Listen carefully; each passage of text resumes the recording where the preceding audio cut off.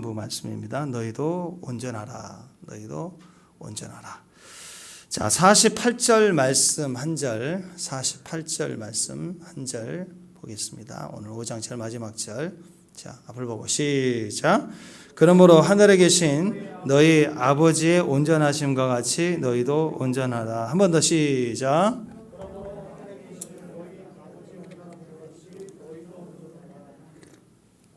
자, 한 번만 더 시작. 그러므로 하늘에 계신 너희 아버지 온전하신 것 같이 너희도 온전하라. 너희도 온전하라. 한때 그 참새 시리즈가 유행했었죠. 참새 부부가 전깃줄에 이렇게 앉아 있는데 포수가 와서 총을 쐈어요.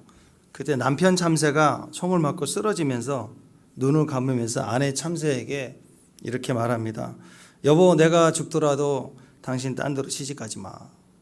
그랬더니 이 아내 참새가 어이 포수 양반, 한 방 더 쏴요. 이 양반 아직 헛소리를 계속하네요.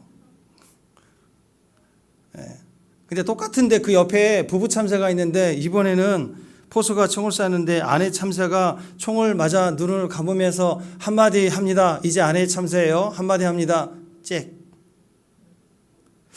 반응이 없으시네. 잭. 잭.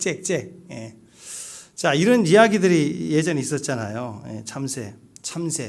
참새인데 사람의 그 상황을 이렇게 반영하고 사람의 생각을 반영해서 얘기하니까 또 이렇게 시리즈가 나오고 또 웃기도 하는데요. 사람의 종류를 보면 이렇게 참새 같은 사람이 있어요. 또 어떤 사람은 농부 같은 사람이 있어요. 농부는 아무것도 없는 토지에 씨를 뿌리고 곡식을 키워 거두는 사람입니다. 근데 참새는 아무것도 안 하고 가만히 있다가 농부가 일고는 그 알곡만 살짝 따먹으려고 하는 그런 기질의 사람이죠. 그 요즘 그 흐름을 보면 농부 같은 사람들은 성실한데요. 요즘 개념에서 보면 좀 답답하고 우둔하고 성실한데 착하기만 하는 무지한 사람, 뭐 이런 이미지를 씌우고, 또 참새 같은 사람은 능력 있고 똑똑하고 또 일을 잘한다. 뭔가 당장 보여지는 것이 있으니까 일을 잘한다. 이렇게 지금 이렇게 보는 관점이 생기기 시작했습니다. 우리 사회의 모습을 보면 구직자들은 그렇죠. 당연히 안정적이고 또 월급 많이 주는 곳에 일을 하기를 원하고, 또 결혼하려고 할 때도 잘생긴 외모, 좋은 직업, 넉넉한 물질, 이걸 갖춘 배우자를 찾는 거죠. 이왕이면 더 좋은 조건을 찾는 거 아니겠습니까? 그러니까 모든 조건이 다 맞춰져 있는 회사, 좋은 조건의 배우자, 이것을 구한다는 그 배경 속에는 좋은 선택을 바라는 것도 있지만 약간 기질상 본다면 농부 쪽보다는 참새 쪽에 가까운 계산이 들어가 있지 않는가 싶다는 거죠. 왜냐하면 더 좋은 결과를 위해서 내가 더 준비해야 될 상황들은 잘 생각하지 않아요. 나는 이대로 있기를 원하고 좋은 선택을 통해서 내가 더 좋아질 것을 더 맞추고 있는 그런 시대가 됐다는 거죠. 자, 그런데 이 시대가 요구하는 거, 정말 하나님이 보시는 성경적 관점이 말하는 것은 비전의 사람이죠. 조건이나 환경 당장 눈앞에 있는 것보다는 함께 발전시켜 나가고 키워 나갈 수 있는 미래를 바라보는 눈. 지금은 아무것도 없는 허벌판이지만 함께 씨를 뿌리고 물을 주고 잡초를 뽑아서 나중에 거두게 될 거대한 수확물을 이렇게 바라볼 수 있는 사람들, 이게 동역자라는 거죠. 동역자. 근데 하나님이 이스라엘을 선택하셨을 때 하나님이 그들에게 계획을 주고 약속을 주실 때 그들은 어떤 사람들이었느냐? 하나님이 자식 하나 없는 아브라함이란 늙은 한 사람을 통해서 시작하셨다는 거예요. 또 하나님이 당신의 미래를 함께한 사람을 선택하실 때 현실적으로 가능성이 있는 사람이 아니라 전혀 불가능한 사람들을 선택해서 하나님의 나라를 이루어 가셨다는 것입니다. 우리가 이렇게 생각하게 됩니다. 당장 심은 것도 없이 땀만 흘리는 것도 없이 알곡만 그때 제때 착 이렇게 기회를 잡아서 알곡을 먹는 참새가 똑똑해 보이고 좋아 보일 수 있지만 결국 보면 참새는 참새일 뿐이라는 거죠. 결과적으로 보면은요, 참새가 먹긴 하지만 똑똑한 것 같지만 몇 알 정도입니다. 대부분의 추수는 누구의 몫이냐? 처음부터 씨를 뿌리고 가꾸었던 농부가 대부분을 추수하게 된다는 것이에요. 예수님께서 제자를 부르시고 그들과 함께 동행하시기로 결정하시는 것은 농부가 되라, 그런 의미입니다. 그냥 하나님이 턱 던져주시는 그런 개념이 우리의 복이 아니라는 거죠. 우리 마태복음을 통해서 배우는 팔복이의 모습이 바로 그러한 복의 사람의 모습이라는 건 과정의 사람이라는 것입니다.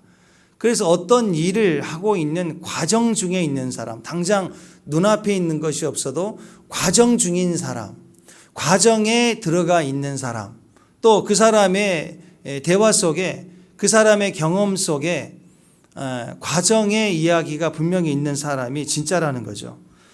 하나님께서 기름 부으시는 기름 부음의 사람은요, 그냥 아무런 과정 없이 기도만 열심히 할 때 하늘에서 불이 훅 떨어져 가지고 능력이 쏟아지고 뭐 그렇게 하나님이 하시는 게 절대 아닙니다. 하나님은 반드시 기름 부음이라는 것도 과정이 있는 사람에게 부어지는 거죠. 그래서 하나님은 물고기를 던져주는 게 아니라 물고기를 잡는 어부가 되게 한다. 다시 말해서 영혼을 잡는 어부가 되게 하신다는 그 말 속에는 과정을 주시겠다라는 의미입니다. 우리에게 기름 부음이 필요하다는 것은요, 과정이라는 거죠. 그냥 결실만 주신다면 기름 부음이 무슨 필요 있고 광야가 무슨 필요가 있어요. 그냥 직진, 그냥 가서 탁 던져주면 되죠. 먹어, 그러면 되는 거죠. 자, 그래서 오늘 우리가 마태복음의 흐름을 볼 때 마태복음 이야기 스토리 흐름을 기름 부음의 그 흐름으로 보기를 원합니다. 이 땅에 임재가 되신 예수님께서 어떻게 그 임재의 흐름을, 본인이 메시아잖아요, 그리스도잖아요, 그분이 이 땅에 오셔서 이 땅에 어떤 임재의 흐름을 만들어 가시는가, 이곳에 제자를 통해서 어떻게 기름을 부으셨고, 그리고 이 땅에 기름 부음의 역사라는 것이 어떻게 나타나게 됐는가를 볼 수 있어야 됩니다. 저는 이것에 대한 분명한 경험이 되는 사람들, 또 저와 여러분이 그렇게 되기를 축원합니다. 오늘 마태복음 5장에서 우리는 팔복이를 지금 보게 되는데요, 이 팔복시가, 이 팔복이가 바로 기름 부음의 흐름을 아는 사람의 모습이라는 것입니다. 예수님 스스로가 실제로 이 8가지의 복의 사람의 모습을 이 땅에 살아내신 분이에요. 어떤 굉장한 방법과 어떤 교리와 어떤 종교성을 우리에게 가르쳐 주신 분이 아니라 그분은 그분 자신이 스스로 이렇게 팔복이의 삶을 살아내신 거예요. 복의 사람으로 우리에게 이 땅에서 살아내신 분이십니다. 그래서 그분이 진짜 기름 부음이에요. 이론만 있다, 누구든지 가능하죠. 말 잘하는 건 얼마든지 할 수 있어요. 그러나 실제로 그 말의 사람이 되는 것, 그 언어를 지키고 그 언어를 이루었다, 그게 진짜이죠. 말만 하는 사람은 가짜라는 것입니다. 우리에게 그 삶을 소개하시면서, 자신의 삶을 소개하면서 그 삶의 가치를 8가지 복의 사람으로 우리에게 말씀을 해 주셨어요.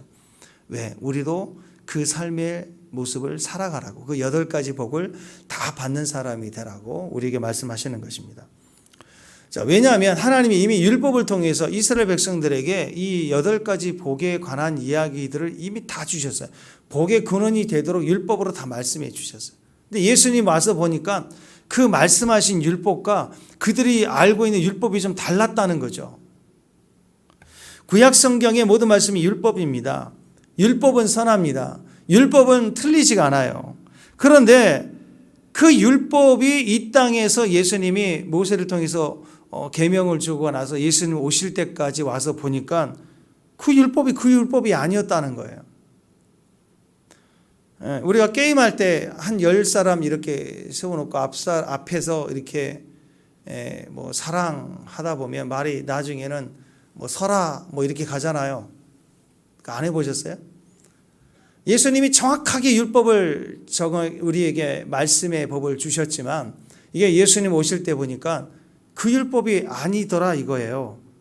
그래서 이 세상에는 율법이 있는 줄 알았는데 율법이 아니야. 바리새인과 서기관들이 가르치는 율법이 또 있었다는 거예요. 이것은 율법을 하나님이 주신 그 율법이 아니라 사람이 해석하고 가르친 율법이었습니다. 그러다 보니까 이스라엘 사람들은 하나님의 말씀 그대로 율법을 듣고 아는 게 아니라 미시나 탈무드 뭐 이런 율법을 지키기 위한 보조 해석들, 설명서들이 훨씬 율법의 가치를 가지고 그들은 그대로 지키고 있었다는 거죠. 그걸 통해서 율법을 잘 지키고 있었다라는 거예요. 자, 예를 들어서 오늘 33절 한번 보실까요? 자, 33절 오늘 말씀입니다. 시작. 또 옛사람이 말한 바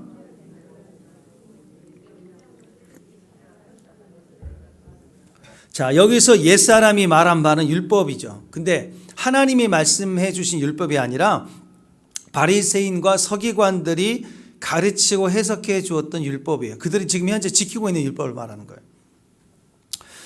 이스라엘 사람들은 이것을 율법이라고 말하고 지키고 있었지만 예수님 보니까 내가 전해준 율법이 아닌데 지금 그러시는 과정이 상황이 된 거예요. 여기 보니까 헛된 맹세를 하지 말고 내 맹세한 것을 주께 지켜라 이렇게 들었다는 것인데 하나님의 이름으로 주의 이름으로 맹세한 것은 반드시 지켜야 한다.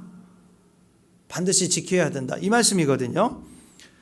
자, 그러니까 레위기 원래 이 말씀이 되는 레위기 19장 12절 말씀이에요. 자, 앞을 보고 자 읽습니다. 시작. 너희는 내 이름으로 거짓 맹세함으로 레위기 19 빠졌나요? 어이구 이런 일이 자, 레위기 19장 12절을 보면 너희는 내 이름으로 거짓 맹세함으로 내 하나님의 이름을 욕되게 하지 말라. 나는 여호와니라. 원래 하나님이 주신 메시지는 말씀은 이거예요. 내 이름으로 거짓 맹세하지 말라. 그리고 하나님의 이름으로 맹세한 것은 욕되게 하지 말라. 그러니까 하나님으로 이름으로 맹세한 것은 지키라 그 말이에요. 그러니까 하나님 이름이 중요하죠. 함부로 하나님 이름을 사용하지 말고 하나님 이름으로 맹세한 것은 반드시 지켜야 한다 그 얘기입니다. 그런데 바리새인과 서기관들은 이 말씀을 자기 이익에 맞춰서 다르게 해석을 했습니다. 그러니까 하나님의 이름으로 맹세한 건 지키라 그랬으니까 하나님의 이름으로 하지 않는 맹세는 안 지켜도 되네. 자, 하나님의 이름으로 맹세한 것은 지키라 그러면 함부로 맹세하지 말라는 뜻이구나. 그리고 맹세했으면 반드시 지켜라는 소리구나. 보통 이렇게 이해를 해야 되잖아요. 그런데 어떻게 해석했느냐? 하나님의 이름으로 맹세한 것 지키라 그랬으니까 하나님 이름으로 하지 않는 맹세를 해도 안 지켜도 되는구나. 그래가지고 그때부터 하나님의 이름으로 맹세한 게 아니고 다른 이름으로 자꾸 맹세하기 시작하는 거예요. 하나님의 이름이 아닌 다른 이름으로 맹세를 합니다. 그래서 하늘을 두고 내가 맹세하노니 땅을 두고 맹세한다. 예루살렘을 두고 맹세한다. 저희 어렸을 때만 해도 가문에 대한 성에 대한 요즘식으로 얘기하면 아무리 그래도 가족 건들지 말라. 그런 얘기로 자기 성 건드는 거 싫어했잖아요. 그래서 우리는 성을 간다. 이것도 하나의 하나님 이름이 아닌 반드시 내가 해. 이런 맹세를 할 때 쓰는 단어들이에요. 그렇게 대단하게 큰 소리를 쳤는데 가만히 생각해 보니까 이걸 지키기가 곤란한 상황이 오면 하나님 말씀으로 했으면 다 지켜야 되는데 하나님 말씀이 아니니까 안 지켜도 되는구나. 그래서 어느 순간에 쏙 빠지는 거예요. 머리 좋지 않습니까? 네. 하나님의 이름으로 하는 것은 반드시 지키라 그랬으니까 지켜야 되는구나. 함부로 하지 말아야 된다. 그런 의도로 말씀하시는 것을 다르게 해석해 가지고 하나님의 이름으로만 안 하면 언제든지 빠져나갈 수 있구나. 그래가지고 맹세를 남발하기 시작한 거예요. 내가 하늘을 두고 한다. 근데 속으로는 하나님이 아니니까 언젠가는 빠져도 되겠지. 이런 생각들을 했다라는 것이에요. 네 말이 거짓말이면 나는 머리카락 10개를 100개를 뽑을 거야. 내가 다 뽑아버린다. 근데 안 지켜도 돼요. 하나님의 이름이 아니니까. 이런 거예요. 이런 거. 우리 옛날 말로는 우리 토종 말로는 내 손에 장을 지진다. 안 지져도 돼. 자, 이런 식으로 빠져나갈 궁리를 했다라는 것입니다. 그래서 명분이 필요할 때는 큰 소리 치고 내가 하겠다고 맹세를 해요. 맹세를 자랑하는 거예요. 그리고 나중에는 빠져나가도 돼요. 이게 율법을 이용하는 모습들이었습니다. 그러니까 주님께서는 이것이 아니다라는 거예요. 도무지 엉터리같이 해석을 하고 있는 그것에 대해서 오늘 뭐라고 말씀하시는가? 야, 그러니까 아예 도무지 맹세하지 마. 하늘로도 아니고 내 이름으로 오지 말고 아예 맹세하지 마. 그런 의도로 도무지 맹세하지 말라. 오늘 34절이죠. 자, 34절 시작. 도무지 맹세하지 말지니 하늘로도 하지 말라. 하나님의 보좌다. 하나님의 이름으로 오지 말라.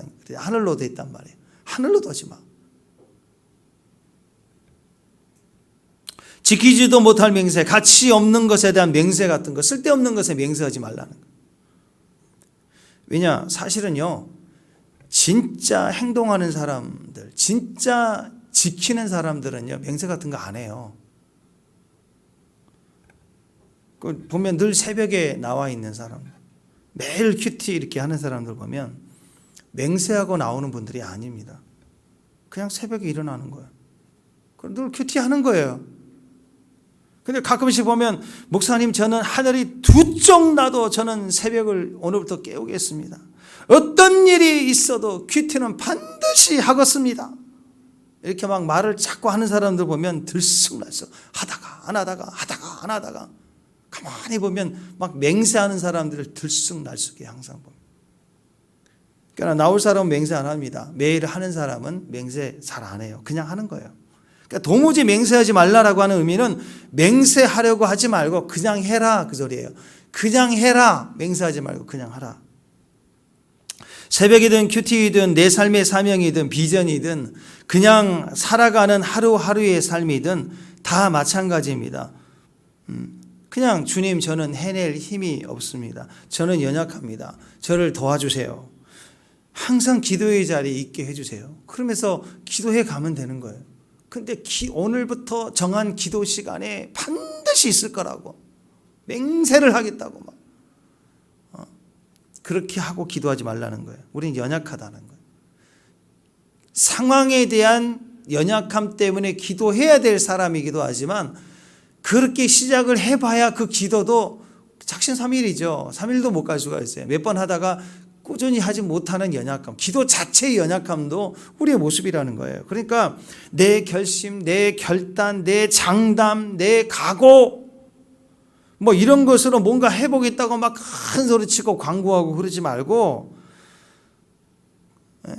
그냥 하라는 거예요. 그냥 도전해보라는 거예요. 우리 연약함을 구하고 도와주세요 하고 도움을 구하면서 도전해 가라는 것입니다.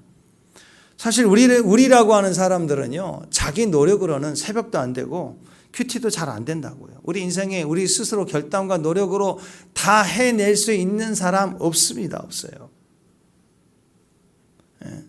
그런데 자기 자신이 스스로가 자꾸 불안하고 흔들리니까 자신이 없으니까 막 소리가 커지고 결단하겠다고 막 그러는 거 아니에요?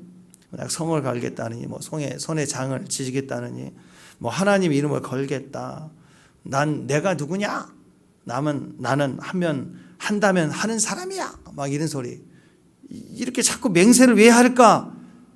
부족해 보이는 자기를 뭔가 증명해 보이려고 하는 거예요. 네. 그 말이 재밌잖아요. 충분하지 않아요. 부족해 보이는데 뭘 증명해요?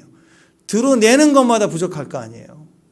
부족하니까 큰 소리 치는데 그렇게 증명해내는 것마다 자기 원래 모습이 본질이 부족한 거라니까요. 그러니까 이뤄낼 게 하나도 없는 것들이에요. 다.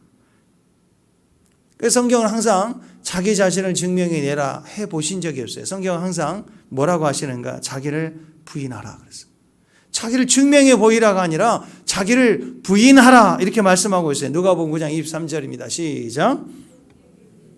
아무든지 나를 따라오려거든 주님을 따라가는 사람, 믿음의 사람, 신앙의 삶이라고 하는 것은 자꾸 자기를 증명해내는 게 아니야. 내가 얼마나 기도를 많이 하는 사람인데 나는 영이 센 사람이다. 내가 영적 전쟁의 대가다. 뭐 그런 걸 증명해내는 게 아니라고 신앙은 날마다 우리 자신을 부인하는 것입니다. 그게 십자가의 길이죠. 그러니까 맹세를 남발하는 것은 결국 내가 내 안에 내가 10% 살아있다는 것을 자꾸 그것을 드러내고 있는 거예요. 알량한 내가 내 이름을 드러내고 내가 뭘 해낼 거라고 큰 소리 치고 있다라는 거예요. 그러니까 맹세를 할수록 내가 살아나요. 시퍼렇게 살아나는 거예요. 나기를 부인하고 무너뜨릴수록 내가 먼저 죽어갈수록 하나님이 드러나시겠죠. 그게 우리의 삶의 형통이라는 것입니다. 그래서 신앙은 기회 봐서 참새처럼 적절한 기회에 한번 탁 물어가지고 내 거 취해가는 곡이 아니에요. 신앙은 그래서 나를 부인하고 자꾸 연합해가는 것입니다. 여러분 진짜 믿음을 가지면요, 믿음이 있으면 믿음은 드러나게 돼 있어요. 내가 뭔가 이렇게 증명해낼 필요가 없어요. 믿음이 이겨요. 기도에 세게 해서 내가 이긴다는 게 아니라 찬송가 우리가 찬양했던 것처럼 믿음이 이기네, 믿음이 이기네, 믿음이 이긴다고요. 믿음이 있으면 믿음이 이기는 것이 내가 이기는 게 아니에요. 내가 믿었다고, 내가 믿고 있다고, 나는 믿을 것이라고 막 맹세하고 증명해내려고 하고 막 큰 소리 치는 게 아니라 그런 차원이 아니에요. 그래서 36절에는 뭐라고 얘기하냐면 36절은 네 머리로 더지 말래. 계산하지 말래요. 그러면서 37절에 뭐라고 하는가? 자, 37절 시작. 오직 너희 말을 옳다 아니라 하라. 이에서 지나가는 것은 악으로부터 난다. 이게 기본 키입니다. 맹세하려고 하지 말고 자꾸 자기를 증명해내려고 하지 말고 어떻게 하라고 하느냐. 그냥 옳으면 옳다. 그러면 그러다. 할 수 있니? 예, 할 수 있습니다. 할 수 있으면. 할 수 없으면 저 못하겠는데요. 아니, 솔직하게 하라고요. 근데 제가 한번 해보겠습니다. 안 하면 장을 지지겠습니다. 뭐 이렇게 하지 말라는 거예요. 하나님 이름으로도 어떤 것으로 얻지 말라는 거예요.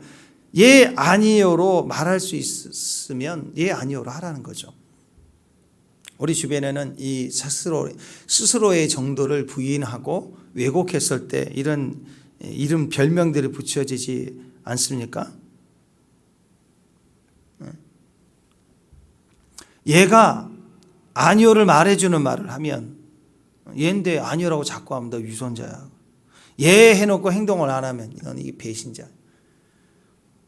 어떤 사람 예와 아니요를 막 동시에 말하죠. 이중인격자. 어떤 사람 예나 아니요를 말하지 않죠. 그리고 때만 기다려요. 참새처럼 기회주의자.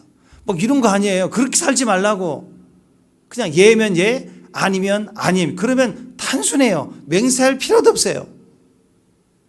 진실되게 사는 방법은 옳으면 옳다, 아니면 아니다. 할 수 있으면 하겠다, 할 수 없으면 못하겠습니다. 이 말을 투명하게 말해야 되고 그 말에 나오는 것들을 우리가 서로 인정해 줘요. 그 말을 그냥 인정해 주는 거. 그러니까 맹세할 필요가 없다는 것입니다. 우리 언어 생활에 너무 필요한 거 있으면 있는 대로, 믿으면 믿음대로 가는 것입니다. 우리가 그분의 삶을 시작하고 그분의 삶을 누리는데 걸림돌이 되는 것 중에 하나가 그래서 이 우리 삶 속에 만나지는 원수죠. 원수에 대한 것입니다. 우리는 이상하게도 우리 삶의 주변에 원수가 많아요. 이 원수 문제를 해결하지 않으면 마태복음 5장에 나와 있는 이 팔복이가 될 수가 없습니다. 팔복이가 되려면 반드시 이 원수 문제를 넘어가야 돼요. 그래서 이 하나님의 원수 그러면 제일 먼저 떠오르는 게 뭘까요? 원수. 억울하죠. 원수 보복하려고 해요. 그래서 그 다음 구절이 뭐냐? 보복에 대한 얘기를 하고 있어요. 우리 삶의 원수들에 대한 우리의 태도의 모습에 있어서 우리가 원수를 만날 때 두렵고 불안하기 때문에 예를 예로 못하고 아니요를 아니요를 못하고 안 되는 걸 되게 한다고 증명해내려고 막 억지를 부리다가 또 무너지는 거죠. 이게 다 연결되어 있는 것입니다. 우리 앞에 있는 가장 두려움의 대상 원수입니다. 그걸 어떻게 대해야 될 것인가? 우리가 너무 억울해도 첫 번째 오늘 주님이 우리에게 주시는 말씀 보복하지 말라는 거예요. 주님이 가르쳐 주시는 원수가 없는 법. 원수가 없는 법은 뭐냐? 4가지 정도인데요. 대적하지 말고 오른편을 때리면 왼편도 대라. 또 겉옷을 줘라. 속옷을 달라면 겉옷까지 줘라. 원수에 관한 얘기예요. 우리 대적자들이에요. 또 그들이 오리를 가져가면 심리를 동행해 줘라. 또 그들이 꾸고자 할 때 빌려주라. 거절하지 말라. 이게 원수에 대한 원수가 없는 법이에요. 믿는 자의 원수가 없는 법. 자, 이 4가지는요. 원수를 복수 대신 제한 없이 베풀라. 이것에 대한 실제적인 우리 삶의 모습들을 예수님이 말씀해 주시는 겁니다. 믿는 자들은 원수를 보복할 때 어떻게 해야 되느냐? 우리가 알고 있는 방식이 아니라 여기 나와 있는 것처럼 원수 갚는 법을 할 때 진짜 원수 갚는 것은 내게 있는 게 아니고 하나님께 있다라는 거예요. 그게 온전함이에요. 내 힘으로 내가 원수를 갚는 것은 온전함이 아니에요. 나는 시원한 것 같지만 시원하지 않습니다. 실제로 원수를 내 뜻대로 갚아버리면 시원하지 않아요.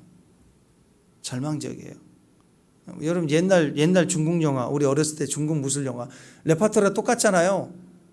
가족 다 죽고 혼자 살든지 복수의 무술을 닦아가지고 또 다 죽이고 끝. 맨날 그 감동이 있나요 거기에? 거기 감동이 없어요.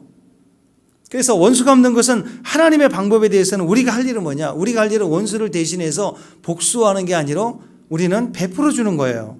그럴 때 하나님이 온전케 하신다는 거예요. 오늘 우리 말의 마지막에 온전함을 위한 것이다. 온전케 되는 건 우리 삶을 가장 온전하게 하는 것. 우리 삶이 치유되고 회복되고 완전해지는 방법은 오늘 말씀해 주시는 원수 갚는 법은 하나님의 방법이에요. 왜냐면 우리는 사실 누구를 재판하고 보복할 수 있을 만큼 온전한 존재가 아니기 때문에 그래요. 우리는 다 알지 못해요. 다 할 수 있는 능력도 없어요.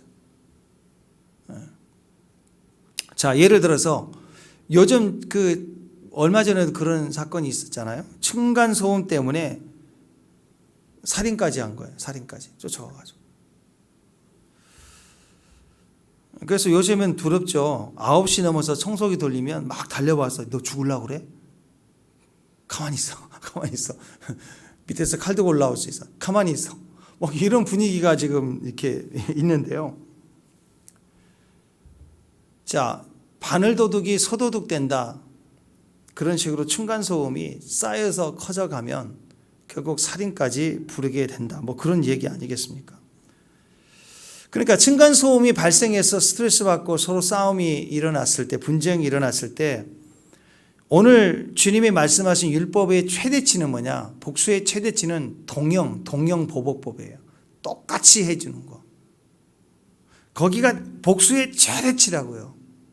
그러니까 층간소음 같은 게 일어났을 때 똑같이만 했으면 절대 살인까지는 안 가요. 한 발자국이면 나도 한 발자국. 쿵쿵 치면 나도 쿵쿵 2번.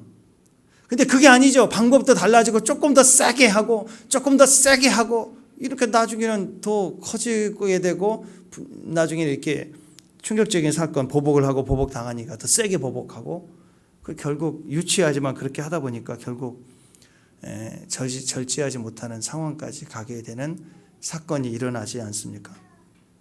자, 생각해 보십시오. 길 가다가 누가 나에게 침을 뱉고 욕을 하면 나도 똑같이 침을 뱉고 욕을 하는 것으로 끝나나요? 여러분 어떠세요? 아니죠. 최소한 그래도 좀 화를 이렇게 낮춰서 보복을 해도 어느 선까지 가요? 대부분 뭐 주둥아리 찢어버리고 혀를 뽑아서 오징어 만들어버리고 옥수수는 뚜루룩 다 털어버리고 뭐 그 정도까지 가야 그래도 참은 거 아니에요, 그죠? 그래서 항상 우리는 더 보복합니다. 항상 보복하면 더 보복합니다. 그게 공평이라고 생각을 해요. 그래서 율법은 항상 구약에서 뭐라고 얘기하냐면 제한하라는 거예요. 제한하라. 동형보복까지만이 최대치예요. 동형보복까지. 그렇게 해도 된다는 게 아니라 거기까지 눈에는 눈, 이에는 이 똑같이 하는 것까지가 최대치예요. 최대치. 그 말은 무슨 말인가요? 보복하지 말라는 거예요. 혹시 보복하려면 거기까지 똑같이 하라는 거죠. 구약에서 원수 갚는 법, 구약에서의 원수 갚는 법이라고 하는 것은 이 동형보복법을 보세요. 자, 출애굽기 21장 23절에서 25절까지인데요. 자, 읽어보십시다. 세 구절 시작. 그러나 다른 해가 있으면 갚되 생명은 생명으로, 눈은 눈으로, 이는 이로, 손은 손으로, 발은 발로, 된 것은 된 것으로, 상하게 한 것은 상함으로, 때린 것은 때림으로 갚을지니라. 이게 복수, 인간이 할 수 있는 보복의 최대치예요. 더 이상 하지 말라는 거예요. 똑같이 갚아준다. 근데 사실 사람은요, 똑같이 갚아준다고 하면서 보면 더 합니다. 안 할 수 없어요. 어떤 식으로는 더 해줘요. 율법 정신으로만 본다면 문자 그대로 꼭 그렇게 보복해야 되느냐? 아니에요. 율법 정신으로 보면 이 글자 그 수대로 똑같이 하는 소리가 아니에요. 이 말의 뉘앙스는 뭐냐? 보복하려면 제한해라. 그리고 똑같이 보복한다는 것은요, 어떻게 똑같이 가능할 수 있을까요? 굉장히 집중해야 되고요, 노력해야 되고 아주 절제해야지 똑같이 돼요. 복수가 그렇게 쉬운 게 아닙니다. 그래서 생명의 생명, 눈에는 눈, 이에는 이, 손엔 손, 발, 된 거, 상한 건 상하게 하는 거, 때렸으면 때린 것으로 복수를 제한하라. 똑같이 하려고 하면 잘 안 되거든요. 그래서 이것은 사실은 보복하라는 말이 아닙니다. 제한해라는 거. 간영하면 보복하지 말라. 그게 하나님의 뜻입니다. 누가 나를 미워해서 내 팔을 부러뜨렸다. 그러면 내가 복수한다고 하면 팔만 부러뜨리겠냐? 발까지 부러뜨리고 두 다리를 다 못 쓰게 만들어버리고. 이게 사람의 공이라는 거예요. 뭐 초등학교 때 뭐 요즘 모르겠습니다. 짝꿍들 선거로 괜히 지가 선거로 넘어오면 때리고, 그럼 때리면 두 대 때리고, 또 발로 차고. 그 짝꿍이 싸우잖아요. 맨날 치고받고 막. 그거 보면 알 수 있어요. 사람은 절대적으로 똑같이 동형보복이 잘 안 돼요.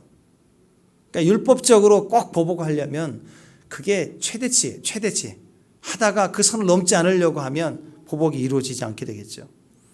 구약에서 하나님이 주신 율법은 아직 변화되지 못했기 때문에 복수를 해야 된다면, 억울하다면, 굳이 한다면 제한하라는 거예요. 제한해서 거기까지 넘치지 않도록 하라.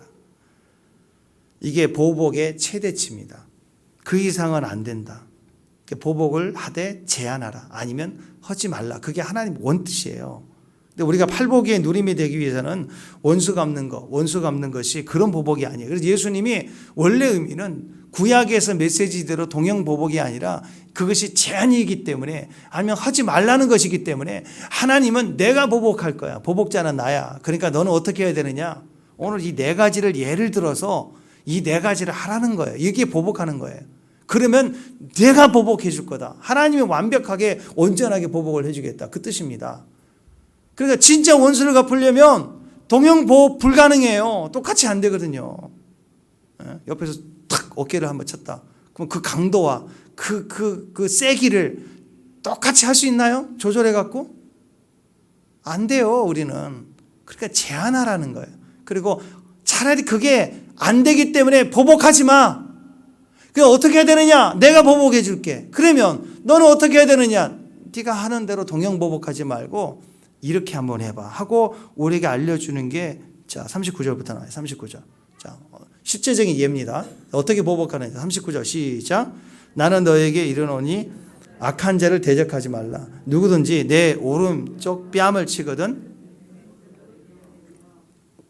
자, 누가 내 오른쪽 뺨을 쳤다 라는 말은요, 마주보기이기 때문에 오른손으로 때리면 왼뺨이 맞는 거잖아요. 그러니까 오른손은 뺨을 맞았다는 것은 왼손으로 때렸다는 거예요. 아니면 오른손으로 때리되 손등으로 때렸다는 거예요. 이해가 되시죠? 아니면 뒤에서 뒤통수를 생각지도 못하고 있는데 뒤에서 와서 때리는 거예요. 오른손으로. 왜냐하면 유대인들은 오른손 사회입니다. 유대인은 오른손 사회예요. 오른손만 인정해줘요. 그렇기 때문에 뺨을 때리고 일을 할 때도 항상 오른손을 써야 돼요. 상대편이 나를 때릴 때 오른손 등으로 치든지, 아니면 뒤에서 생각지도 못한 데 와서 뒤에서 손을 내밀어서 내 뺨을 쳐야 그게 오른손입니다. 그러니까 뭘 의미하느냐? 이건 심각한 모욕을 듣는 거예요. 넌 내 손가락도 안 돼. 화가 나서 분노해서 때리는 게 아니라 조롱하고 모욕을 주기 위해서 사람들 앞에서 손등으로 치는 거예요. 인격을 완전히 무시하는 거죠. 또 뒤에서 쳤다는 것은 주로 신뢰하는 관계, 믿을 만한 관계인데 전혀 대비하지 않는 상태에서 뒤에서 우리를 순간적으로 때렸을 때 의미가 되는 것입니다. 아가서에서 우리가 했었죠. 뺨은 인간의 감정을 상징합니다.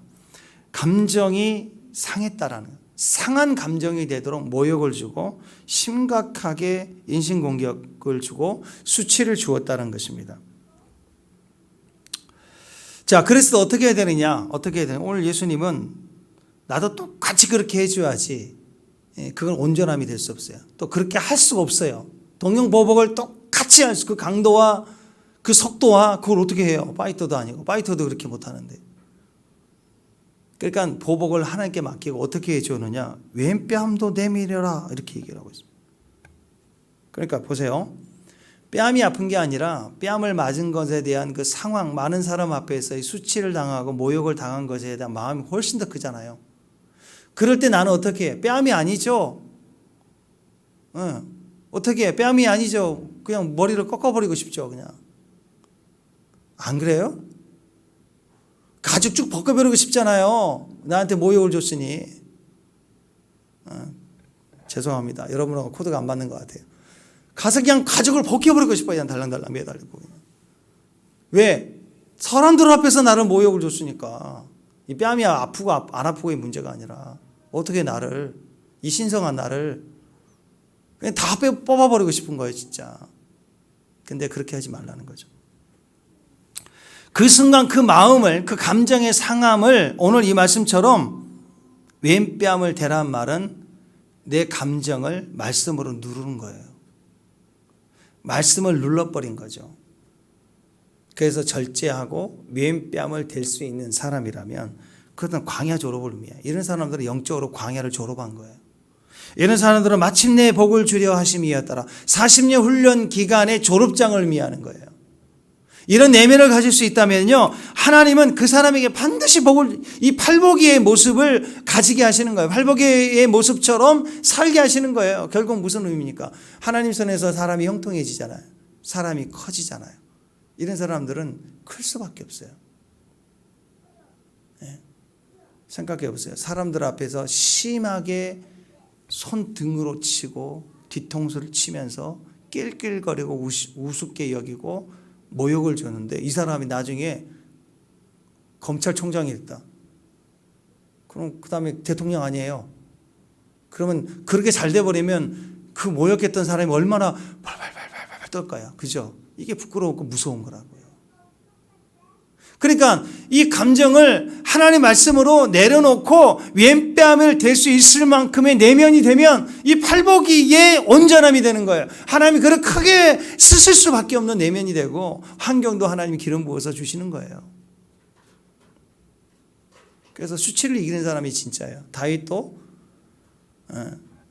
가드왕 앞에서 미친 척하고 침을 흘리고 그게 진짜 미친놈처럼 했다는 거예요. 그 수치를 앓고 그 안에서 무너졌을 때 하나님 그를 들어 쓰시잖아요. 여러분 부끄럽고 내가 이렇게까지 해야 되나 할 때 그 상황, 그 육신의 오른뺨이 아닐지라도 뺨을 맞은 것처럼 조롱을 당하는 그 상황과 수치는 견뎌내셔야 돼요. 그걸 어떻게 말씀으로 견뎌낼 때 마침내 복을 주시는 하나님의 사람이 돼요. 요즘 미투 운동, 그래서 예전에 학교 폭력 당했던 사람들 무섭잖아요. 이렇게 폭력했던 사람이 연예인이 되고 유명해지면 막 올라오면 다 무너지고 보셨잖아요, 그죠? 근데 하물며 반대예요, 반대. 당했던 사람이 그 인격으로 참았을 때 똑같이 할 수 있지만 내면의 성숙함으로 인격으로 말씀으로 참았을 때 그 내면만큼 하나님이 그를 권세자로 세웠을 때 얼마나 사람들이 두렵겠어요.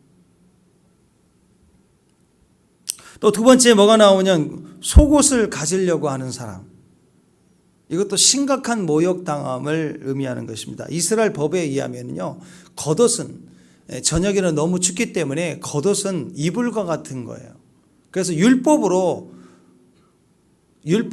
겉옷만큼은 절대로 압류할 수가 없어요. 아무리 빚쟁이가 와서 빚을 져서 압류한다고 할지라도 겉옷은 생존과 관련되어 있는 것이기 때문에 겉옷을 갖다가 압류하지 못하게 되어 있어요. 반드시 필요한 필수적인 필수품이겠죠. 또 그래서 겉옷은 비싸기도 하고 또 강도가 오면 몰래 빼앗는 것이 겉옷이에요. 겉옷을 뺏어다가 팔 수도 있으니까. 자, 그래서 겉옷은 이렇게 중요한데 강도도 빼앗지 않는 게 뭐냐면 속옷이에요. 일단 속옷 더럽잖아요. 더러운 걸 뺏어가서 못 땄어요. 그러니까 속옷은 누구도 빼앗지 않는 거예요. 그런데 속옷을 빼앗겠다라는 것은 무엇을 의미할까요? 율법 사이에서 그들은 심각한 모욕을 당한 거예요. 그것도 어떻게 속옷을 빼앗았느냐? 칼을 들이대고 벗어 해가고 뺏어가는 게 아니고 고소를 했대요. 고발을 해갖고 속옷을 뺏어갔다는 거예요. 그죠? 고발하게 되면 어떤 일이 벌어지죠? 광장에 사람들을 다 모이게 되고, 요즘 같으면 매스컴에 뜨게 되고, 이 사건 상황 다 까발려지고 실제적인 엄청난 모욕을 받게 되었다라는 거예요. 자, 이렇게 모욕을 주는 자들은 이런 수단들을 사용합니다. 말도 안 되는 이야기를 고소 고발해서 여론화하고 공포하고 행동해서 우리의 속옷과 같은 것들을 들춰내기를 원해요. 그래서 그 영혼이 얼마나 불쌍한가. 그 사람의 수치를 법적으로 해서라도 들춰내서 뺏으려고 하는, 속옷까지 뺏으려고 하는 거, 강도도 가져가지 않는 속옷까지 뺏으려고 하는 그 사람의 영혼의 상태는 얼마나 불쌍한가를 보라는 거예요. 오늘 주님의 마음은 그거예요. 그래서 우리에게 모욕을 주는 자들에게 이렇게 상식 이하의 것들을 사용해서 우리에게 모욕을 주고 행동을 하려는 그런 사람들의 영혼을 일단 불쌍하게 보라. 그래서 어떻게 해라? 야, 오죽했으면 속옷까지 가져가려고 하느냐. 오죽했으면 오른손 등으로 나를 쳐가지고 이렇게 사람들 앞에 모욕을 주느냐. 이 사람들은 상식도 안 되는 사람이다. 그러면요, 이 모든 상황을 지켜볼 때 나는 그 상황 속에서 심각한 모욕을 당한 것 같지만 정상적인 사람들은 그걸 볼 때 어떻게 그래도 저렇게 하지라고 하는 대부분의 여론을 가지게 된다. 많은 사람들로 인해서 오히려 상식도 안 되는 억울함을 당할 때는요, 동정이 일리되어 있어요. 동정이. 그래서 우리가 우리 죄로, 우리 실수로 인해서 어려움을 당하는 게 아니라, 우리는 죄가 없으면서도 우리는 나의 실수가 없는데도 불구하고, 나는 깨끗한데도 불구하고 오해를 받고 억울함을 당하는 것은 결국 우리에게 유익이 되고 축복이 되는 거예요, 여러분. 그래서 거기서 감정 싣고서 내 마음을 상했다고 똑같이 난리를 칠 게 아니라, 우리가 뺨을 맞았을 때와 똑같이 속옷까지 취하려고 하는 자에게 더 주라 하는 거, 겉옷까지 줘버려라. 왼뺨도 대라는 거죠. 그랬을 때 모든 사람의 여론이 바뀌고 하나님의 역사도 바뀐다는 거예요.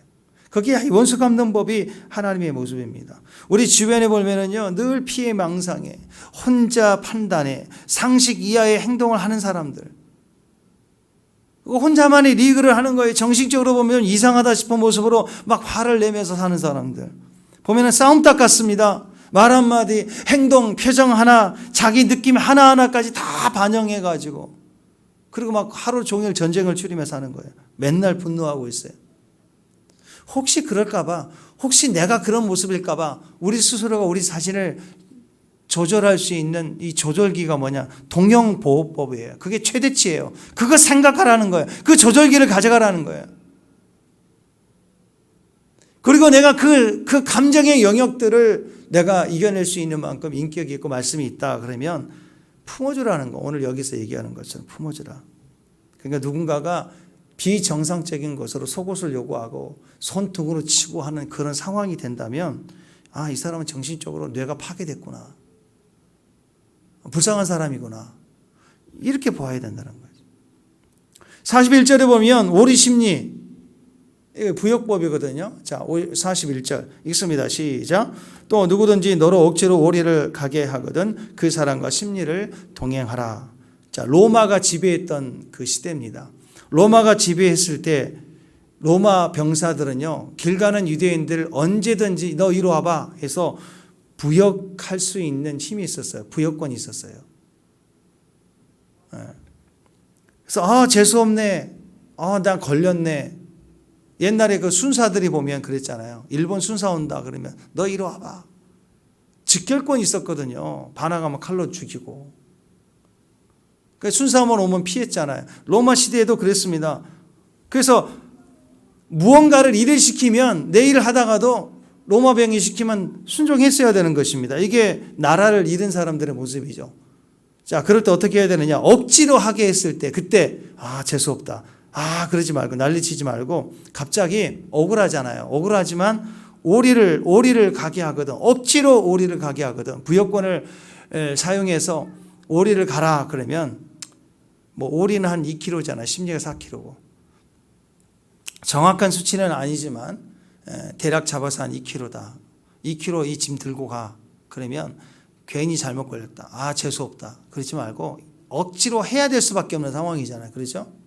그럴 때는 심리를 가자. 그런 마음으로 심리 정신으로 살아라.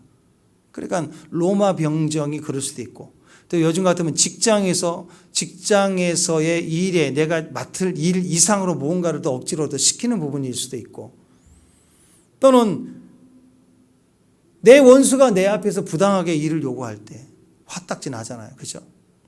예. 그럴 때도 다 억지로 하게 하는 그 부역의 상황이 될 때 어떻게 하라? 이 심리정신, 심리까지 가라.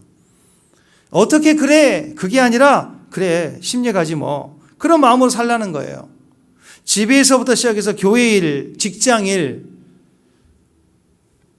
이거 내가 안 해도 될 일인데. 그렇게 하지 말라는 거죠.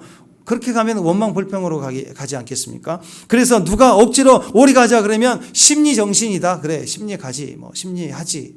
그런 마음으로 하라. 그 부당함과 그 억울함과 그 감정의 영역을 누가 보시는가? 하나님이 보세요. 정해진 법보다 더 지키라. 원칙을 넘어서서 더 해주라.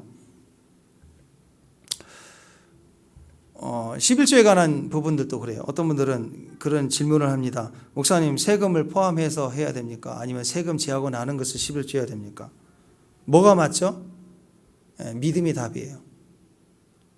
믿음이 답입니다. 근데 오늘 이 원칙을 가지고 말을 하면 무엇이 답일까요? 어떤 분들은 11조 그러면 전 원까지 10원 단위까지 딱 정렬해서 봉투에다 10원짜리까지 넣어서 이렇게 하는 분도 있어요. 맞아요. 잘했어요. 잘못한 게 아닙니다. 그러나 원칙에서 본다면 정해진보다 전 원 10보다는 조금 더 넉넉하라. 그게 보통 일반적인 모습 아닙니까?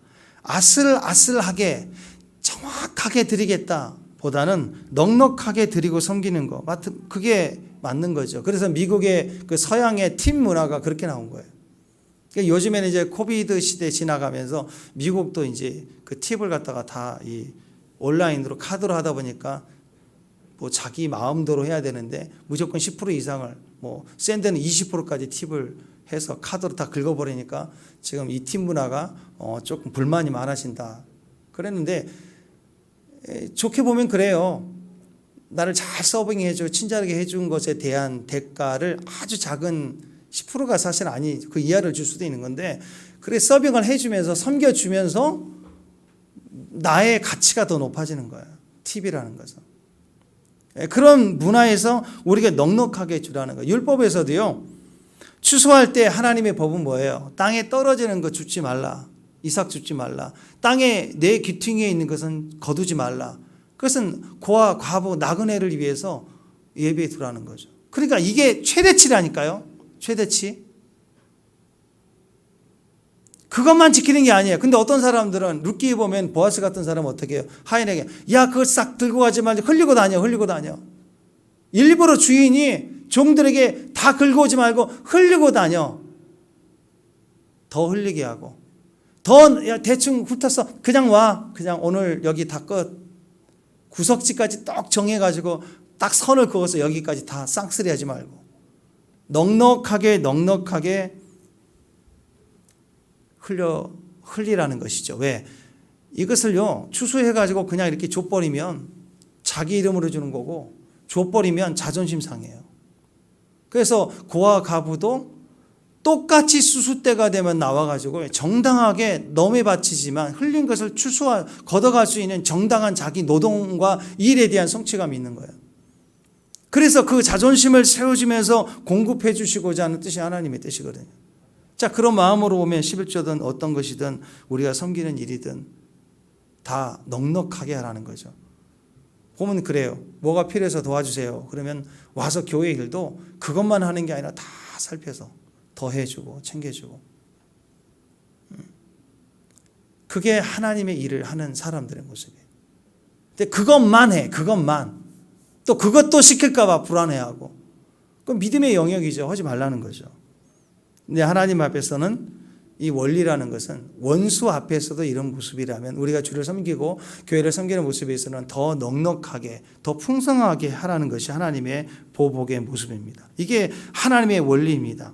정리합니다. 모욕당할 때, 심한 모욕을 당할 때 불쌍히 여기라는 거예요. 오죽하면 내 속옷, 내 치부까지 드러낼까? 나에 대한 말도 안 되는 소문을 막 내기 시작할까? 불쌍히 여기라는 거예요. 강도도 속옷을 안 취하는데 내 속옷까지 가지려고 하는 그 의지, 그걸 볼 때 참 열심이다. 참 불쌍하다. 자, 모욕을 당할 때 불쌍한 마음을 가지라는 거예요. 두 번째, 억지로 일을 당할 때, 억지로 해야 될 상황일 때, 그때 심리정신이에요. 넉넉하게 더 가자. 예. 집에서 그렇잖아요. 설거지하는 거, 청소해 주는 거, 재활용 쓰레기 치워주는 거, 이런 거 꼭 해라. 아내다, 남편이 해라. 정하고, 어떤 사람 막 정해 각서 써가지고 계약서 쓰고, 그 맹세하지 말고 그냥 더 해줘. 더 해주는 마음으로 할 수 있잖아요. 그런 마음에서 섬길 때 주의 마음으로 복의 사람으로 되어지는 겁니다. 실제로 마태복음 27장의 32절 보면은, 자 보세요. 자 읽습니다. 시작. 나가다가 시몬이란 구레네 사람을 만나매. 자 여기 보니까 구레네 사람 시몬이란 사람이 나오는데요. 구레네는 북아프리카 지중해 연안에 있는 도시입니다. 그래서 현재 리비아 땅인데요. 자, 이 세 복음서, 하나님의 이 복음서에 보면은 그 시몬이 우연히 가다가 이 일을 당했다 이렇게 나와 있는데, 이게 구레네 사람의 회당에 예루살렘이 있었기 때문에 예루살렘에 왔다가 구레네 사람들 중에 초기 기독교인 중에 거기 왔다가 돌아가는 도중에 그때 이 유월절을 지키기 위해서 왔다가 예수님 십자가 지는 것을 본 거예요. 그랬더니 나는 여행자인데, 정통 유대인이 아닌 디아스포라인데, 그래서 유대인이 왔다가 유대인의 그 명절 유월절을 지키러 왔다가 이방 땅 사람인데 예수님이 십자가 지는 거 보다가 로마 병이 와서 야 네가 져, 예수님 힘드니까 부역권이 와가지고 너 지게. 그랬더니 구레네 시몬이 억지로 진 거예요. 근데 그거 어떻게 지었는가? 자기 뜻이 아니라 그 상황에서 우연을 가장한 하나님의 섭리 속에서 로마 병이 그를 찝어서 그에게 예수님이 십자가를 대신 지게 하고 십자가 길을 동행하게 했잖아요. 그때 원망, 불평 막 이렇게 내가 안 해야 될 일을 왜 해야 되나 막 따지고 그런 게 아니라 순종의 모습으로 그 사람의 그 십자가를 대신 지어졌습니다. 나중에 보면은요, 이 시몬이 마가복음 15장 21절에 보면 알렉산더와 루포의 아버지다 이렇게 성경에 기록이 되어져 있습니다. 자 마가복음 15장 21절 한번 보실까요? 자 앞을 봅니다. 시작. 마침 알렉산더 루포의 아버지인 구레네 사람 시몬이 시골로부터 와서 지나가는데 그들이 억지로 가게 하여 예수 십자가를 지고 예수님 대신 십자가를 지고 가는 것입니다. 로마서 16장 13절에는 이렇게 얘기해요. 시작. 주 안에서 택하심을 입은 루포와 그의 어머니에게 문안하라. 그의 어머니는 곧 내 어머니라. 자, 당시 로마 병들은 가진 권리 중에 부역권이라는 게 있어요. 의무적으로 노역을 시킬 만한 힘이 있었습니다. 그러니까 예수님이 십자가를 지고 가시는데 더 이상 짊어지고 가실 수 없을 만큼 체력이 안 돼서 무너지니까 거기에 부역권을 사용해서 십자가를 대신 지게 했다라는 거예요. 나중에 이 사람이 사도 바울이 고백하는 것이 로마서 16장 말씀이에요. 사도 바울에게서 구레네 이 시몬의 아내 된 사람이 영적인 어머니와 같은 역할을 했대요. 그러니까 구레네 이 시몬이 십자가를 진 이 사람의 아내 역시 나중에 초대교회의 유명한 영적 권위자이고 심지어 사도 바울이 나의 어머니, 내 영적인 어머니였다라고 얘기할 만큼의 영성을 가진 집안이에요. 그리고 그 아들들은 알렉산더 루포도 이름이 남겨져 있는 걸 보면 초대교회에 굉장히 큰 일을 했던 일꾼들, 사역자였음을 우리가 알 수 있습니다. 그러니까 십자가 질 때 약간 우울할 수도 있고 뭐 억울해할 수도 있지만 아니었다는, 그게 우연이 절대 아니었다는 거예요. 그러니까 우연을 가장한 섭리 가운데 우리가 억지로 하게 하는 그 일을 억지로 하는 게 아니라 심리 정신으로 했을 때 그게 나중에는 엄청난 가문의 영광이 되고 하나님 뜻이 되고 열매가 되는 거지. 우리가 이 땅을 살면서 우리 삶의 모습을 볼 때 요즘 차별 그런 얘기가 많습니다. 부당하면 안 된다라고 얘기하는 게 당연시 되는 시대입니다. 그러다 보니까 우리의 태도가 우리도 모르는 사이에 이렇게 됩니다. 난 절대로 부당하면 못 참아. 나는 내 권리를 다 찾아 먹을 거야. 자, 이렇게 도전적으로 가기 시작하면요. 알바 하나 하러 가가지고도 그렇고, 교회에서도 그렇고, 섬길 때도 그렇고, 또 학교에서도 그렇고, 친구 관계에서도 그렇고, 심지어는 가족 안에서도요. 누가 설거지하고 누가 방 청소하고 뭐 이런 거 또 계속 억울하다, 부당하다. 그런 태도로 계속 살면 어떻게 될까요? 맨날 이 사람은 싸움닭이에요. 가는 곳마다 분쟁 한다고요. 여러분, 가정 안에서 원래 부당해요. 원래 차별이 있어요. 안 그래요? 로봇도 아니고, 어떤 데는 큰 애가 부당당하고, 어떤 작은 애가 부당해야 되고, 옷 문제, 뭐 선물 그렇잖아요, 다. 근데 나는 절대로 부당하면 못 참아. 난 내 권리 찾을 거야. 그러면 가정이 어떻게 되겠어요? 맨날 싸우겠죠. 직장 가서 맨날 싸우겠죠. 친구 관계에서도 맨날 싸우겠죠. 이 사람은 가는 곳마다 싸움닭이 되는 거예요. 그리스도인들은요, 오늘 말씀 나왔잖아요. 모욕당할 때 오죽하면 그럴까. 그리고 억지를 당할 때 심리정신이에요. 그런 여유를 가지고 살 때 다 살려내는 거예요. 다 살려내요. 부요함이 되고 보상이 하나님으로부터 오고, 오늘 그 사람 이름이 팔복이에요. 팔복이. 하나님의 산상수훈에서 말하는 팔복이라는 것입니다. 자, 이런 배경에서 우리는 연약할 수 있죠. 이렇게 하고 싶은데도 안 될 수 있어요. 그래서 얘기하시는 거예요. 자, 43절, 44절 오늘 말씀입니다. 시작. 이웃을 사랑하고 내 이웃을 원수를 미워하라 했다는 것을 너희가 들었으나 나는 너희에게 이르노니 너희 원수를 사랑하며 너희를 박해하는 자를 위해서 어떻게 하라? 기도하라. 이웃을 사랑하고 원수를 미워하라라고 가르쳤다는 거예요.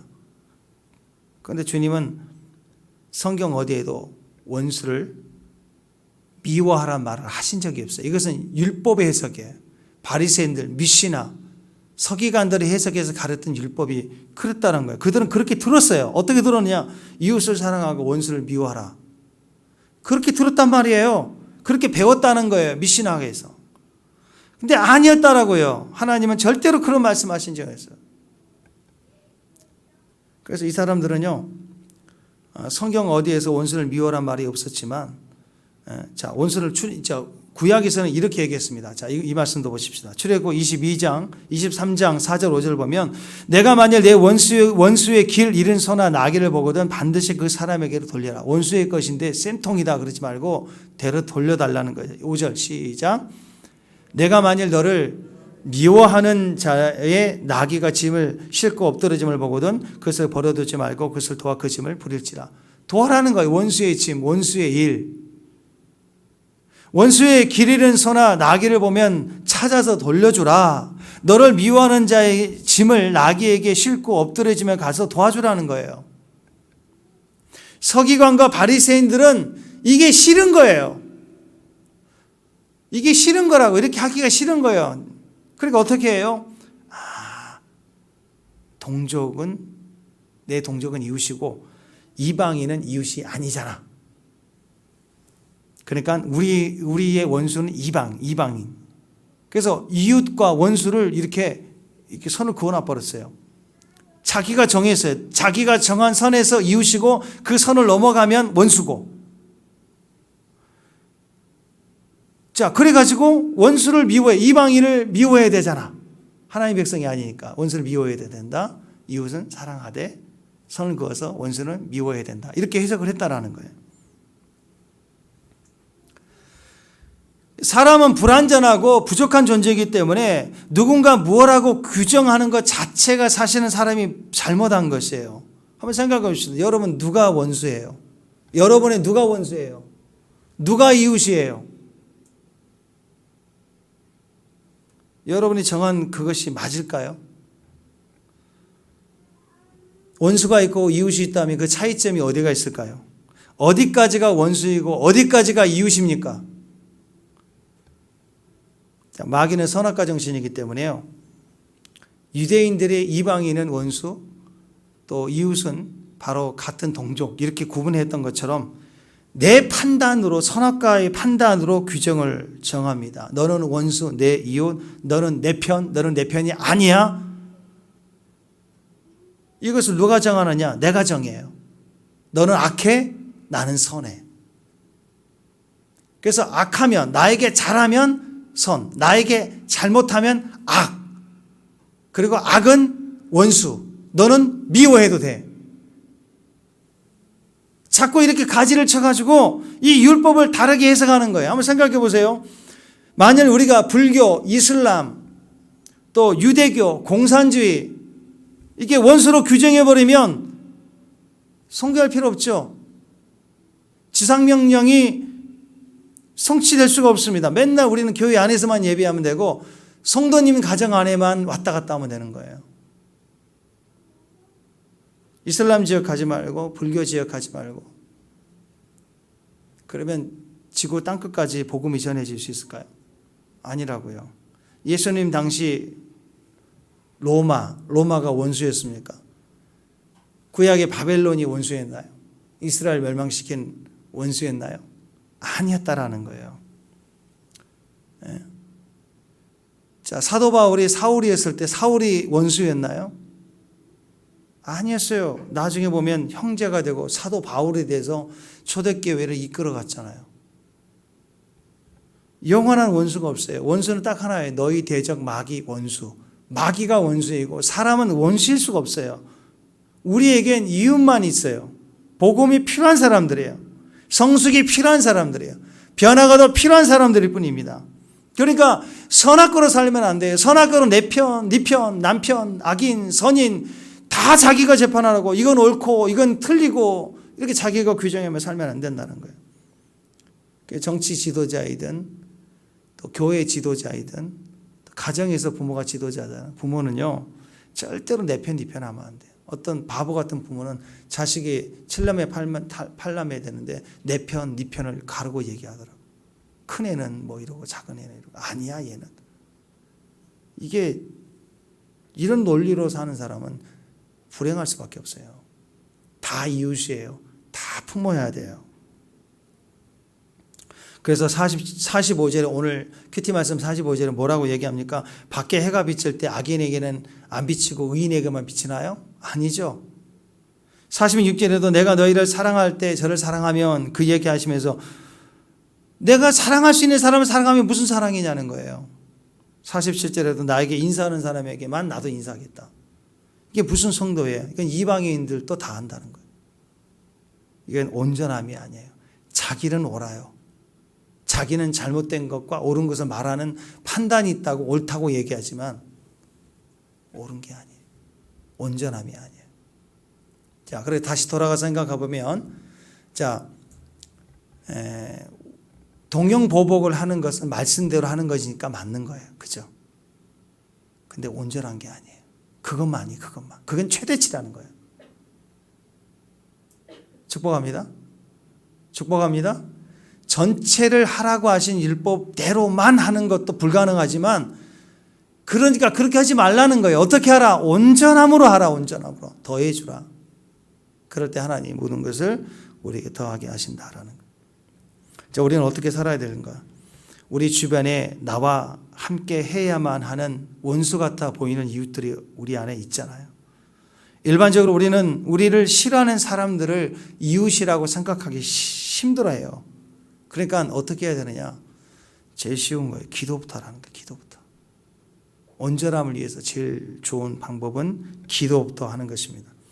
우리 마음을 힘들게 하는 사람들에 대해서 기도부터 하고 축복하라는 거예요. 자, 기도하면 그리고 믿음이 생기고 그 믿음을 가지고 부딪혀보는 거예요. 부딪혀보는. 마치 뭐와 같냐면 자동문과 같아요. 예. 백화점이나 이런 마트 지나갈 때 자동문이 있을 때 저기 열릴 것처럼 보이지 않아요. 문고리가 없으니까. 근데 기도하며 부딪혀보는 거예요.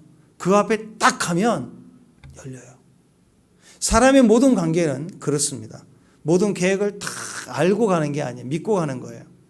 그리고 믿음으로 가서 그 앞에 서면 열리게 돼요. 그래서 나를 믿음을 가지고 그 앞에 설 수 있도록 하는 힘의 원리가 어디가 나오느냐? 기도에서 나온 거예요. 우리 주변에 여전히 힘들고 부당하고 억울함이 있을 때 우리는 제일 먼저 기도해야 됩니다. 그 이웃, 원수 같은 그 이웃을 위해서 기도해야 돼요. 그리고 그 힘을 얻고 믿음으로 자동문 앞에 서는듯이 부딪혀 가보라는 거예요. 사람은요, 저는 내 편이 아니고 악인이야, 나를 대적하는 자야, 이렇게 재판을 해버리면 그 앞에 서려고 하지 않아요. 피하든지 그 앞에 함께하지 않으려고 하고 항상 그러잖아요. 그러니까 한 번도 못 넘어가는 거예요, 평생. 다시 말씀드립니다. 우리의 원수는 대적 마귀밖에 없어요. 축복합니다. 그리고 우리에게는 원수 같아 보이는 이웃들이 좀 많이 있을 수는 있어요. 다 이웃입니다. 어떻게 해야 될까요? 힘들고 괴로울 때 기도하세요. 그리고 그 믿음 앞에 부딪혀 서보세요. 그러면 문이 열립니다. 문이 열리면요, 그 문이 반복해지고 열리는 것을 통해서 출입이 쉬워져요. 이제 드디어 출입할 수 있고 그 사람도 나올 수 있고 내 속에서 부딪혀 가는 거예요. 근데 우리가 그 경험에서 익숙해지면 그 출입이 자유로워지면서요, 거기서 뭐가 생기냐면 사랑이 생기고 축복이 생겨요. 아, 이 사람이 나의 대적이 아니었구나를 깨닫게 되는 거예요. 하나님 그 일을 하시거든요. 그 결과가 48절입니다. 오늘 본문 말씀이죠. 48절 시작. 그러므로 하늘에 계신 너희 아버지의 온전하심과 같이 너희도 온전하라. 성경 말씀에 대한 문구적인 해석과 그 방법은 자꾸 바리새인들과 서기관처럼 자기 이익을 따라서 왜곡하게 돼 있어요. 그건 율법을 따르는 게 아니에요. 진짜 주님이 말씀하신 그 율법 자체는 최대치예요. 인간이 부족하고 연약하기 때문에 할 수 있는 최대치입니다. 그러니까 그렇게 할 수 없다라는 거예요. 그러니까 어떻게 해야 되느냐? 기도하고 오늘 주님이 하라는 그런 마음의 방법을 따라 살 때 우리는 온전함을 추구하고 온전해지는 사람들이라는 것입니다. 열왕기 하 6장에 보면 아람 왕이 엘리사를 제거하기 위해서 이스라엘 한 복판이에요. 한 복판인 도단에 군대를 보냈어요. 왜냐하면 엘리사라는 선지자는 이 아람 왕이 이스라엘 침공하려고 할 때마다 그 침상에서 얘기하는 것까지 다 들었대요. 선지자가 다 그거 알려줬다는 거예요. 그래서 안 되겠다. 이 엘리사를 제거하지 않고서는 우리가 이길 수 없겠구나 하고 아람 왕이 이스라엘 땅, 이스라엘 얼마나 무시했던지 이스라엘 한 복판 도단에 군대를 보내가지고 그 성읍을 에워싸 버렸어요. 아침에 눈을 떴더니 온통 아람 군대가 진을 치고 있는 거예요. 근데 사실은 어땠어요? 눈을 열어 보니까 하나님의 불병과 불마차가 엘리사를 더 감싸고 더 많은 천군 천사들이 보호하고 있었잖아요. 그죠? 그때 엘리사가 어떻게 합니까? 하나님, 저들의 눈을 어둡게 하세요 하고 기도했더니 그 많은 아람 군대들이 다 봉사가 되어버렸어요. 다 눈이 멀어버렸어요. 더듬이가 됐습니다. 그러니까 완전히 몰살될 위기죠. 역전이 됐어요. 역전이 이제. 그랬을 때 이스라엘 왕은 기회다. 저들을 다 죽이자. 그래서 다 죽이자. 예. 그때 엘리사는 아니다. 하나님의 뜻은 죽이는 게 아니다. 그래서 잘 대접해서 먹여서 저걸 손님으로 대접해서 잘 먹이고 돌려보내요. 그 힘이 어디서 나왔을까? 하나님에게서 나오고. 그게 온전함이에요. 전쟁 하나, 아람왕 하나 이기는 게 아니라 오히려 대접해서 잘 보내줬더니 어떤 일이 벌어져요. 예. 오른뺨을 쳤더니 왼뺨을 내린 거죠. 오리를 가자니 십리를, 속옷달라니 겉옷까지 주는 식으로 부당하지만 잘 대접해서 온전함을 이루어서 돌려보냈어요. 그랬더니 어떤 일이 벌어져요. 아람 군대가 이 환대를 받은 걸로 인해서 두려워가지고요, 다시는 이스라엘 땅을 공격할 생각을 못해요. 무서운 거죠. 한방 해결이죠. 시원한 한방입니다. 사이다 같은 일이에요. 이게 온전함이에요. 온전하면 모든 전쟁을 한순간에 끊어버리는 거죠. 그래서 오늘 주님 오늘 우리에게 말씀하시는 거예요. 하늘에 계신 너희 아버지 온전함처럼, 참새처럼 한번 딱 이기고 딱 먹고 빠지는 거 하지 말고 온전함을, 하나님의 아버지의 온전함과 같이 온전함을 이루어라. 오늘 이 방법들이 우리에게 온전함을 이루게 하는 하나님의 방법입니다. 온전함을 이룰 수 있는 저와 여러분 되시길 바랍니다. 기도하겠습니다. 하나님, 오른뺨을 치면 왼편까지, 또 속옷을 달라면 또 겉옷까지, 오리를 가자면 심리까지 되는 그 온전함이 되기를 소망합니다. 우리 삶의 우리 선악과 정신이 아니라 심리 정신으로 이 온전함을 위한 우리의 더 베풀어주고 더 품어주는 주님의 그 중심을 가지고 오늘 하늘에 계신 우리 아버지의 온전하심과 같이 우리도 온전함이 되어질 수 있도록 도와주옵소서. 이제는 우리 주 예수 그리스도의 은혜와